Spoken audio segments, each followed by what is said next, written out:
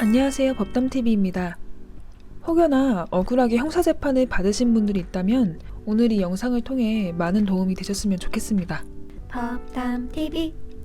형사재판의 경우 긴 시간과 적지 않은 비용이 발생되죠. 만약 아무런 죄가 없음에도 재판을 받게 된다면 무죄 판결 이후 형사비용 보상 청구를 하실 수가 있습니다. 형사비용 보상 청구는 형사사건에서 피고인이었던 자가 무죄 선고를 받았을 경우 그 재판에 소요된 비용을 보상받을 수 있는 절차를 말합니다. 쉬운 이해를 위해 저희 의뢰인 A씨의 사연을 설명드리겠습니다.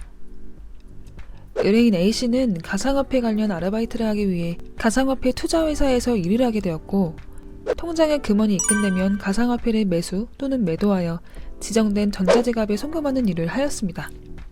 의뢰인은 일을 시작하면서 회사에 자신 명의의 계좌번호를 알려주고 자신의 계좌로 입금된 금원으로 가상화폐를 구매하여 회사에 지정한 전자지갑으로 송금하는 일을 반복해왔습니다. 이 행위는 탈법 행위로 결국 보이스피싱 범죄를 도와 금융실명 거래 및 비밀 보장에 관한 법률 위반죄의 방조범으로 기소되어 형사재판을 받게 되었습니다.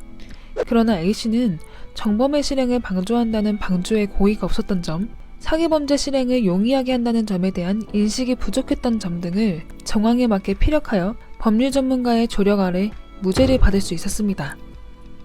의뢰인 A씨는 2019년도 초부터 2020년 항소기각을 받을 때까지 2년 동안이나 형사재판을 받게 되었습니다. 물론 자신이 사기범죄에 연루되어 사기 피해금이 발생된 것은 또 다른 피해자들에게 안타깝고 죄송한 마음이 있었습니다. 하지만 A씨도 단순한 가상화폐 아르바이트인 줄 알고 속은 거였기에 자신도 사기범들에게 이용당한 피해자였던 거죠. A씨는 긴 시간 동안 경제적으로나 심적으로나 힘들고 지칠 수밖에 없었습니다. 길었던 재판이 마지막 선고날로 끝이 나고 A씨는 자신의 시간과 경제적 금원을 보상받고자 하였습니다.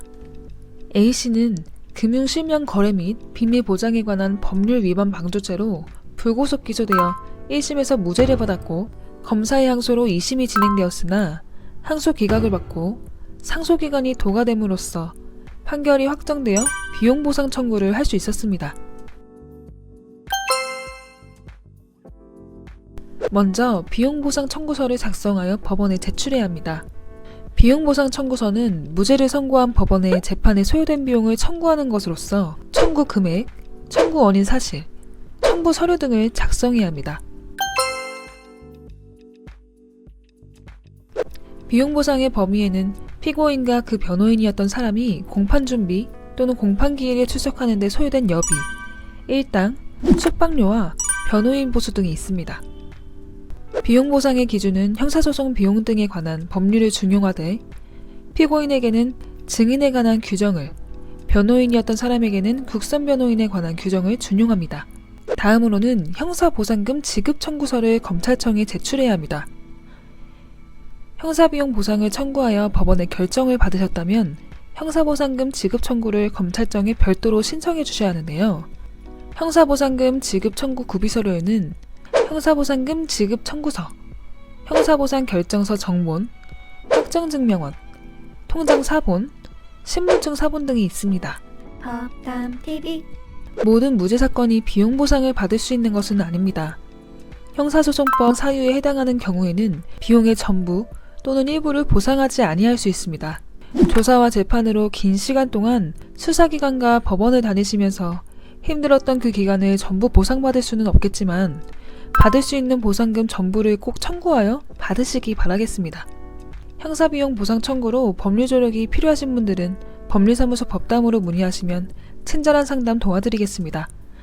지금까지 법담TV였습니다. 감사합니다.